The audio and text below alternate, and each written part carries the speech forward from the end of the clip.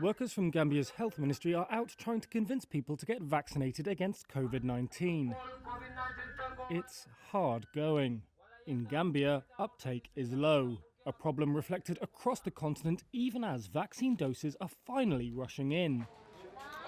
On this day, in the middle of a week-long vaccination outreach campaign, the health team led by Joseph Mendy only got 10 takers.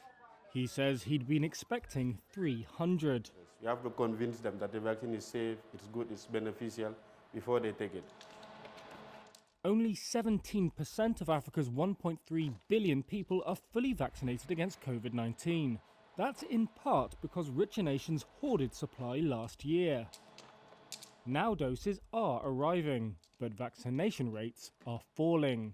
The number of inoculations down 35% in March, according to WHO data. Evan O'Connell is a spokesman for the Vaccine Alliance, Gavi. It's really not now getting doses into countries, but getting doses into arms. That's the challenge now. We have the supply. Part of the problem is hesitancy and misinformation.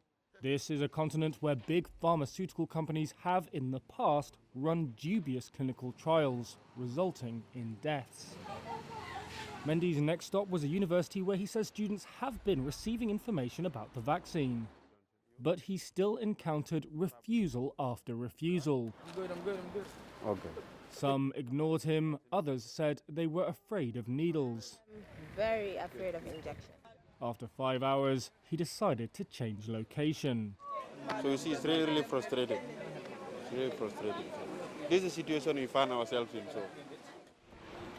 The coronavirus did not rip through African countries with the same devastating effect as in other regions. Youthful populations and low testing rates may have camouflaged its spread and blunted fears, leaving vaccination sites empty and millions of unused vials piling up.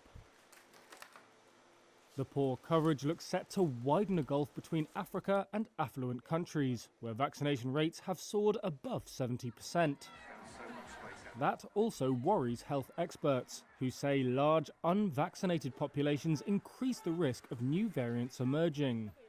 To boost uptake, countries are focusing on mobile vaccination campaigns, sending teams into communities to educate and offer doses on site.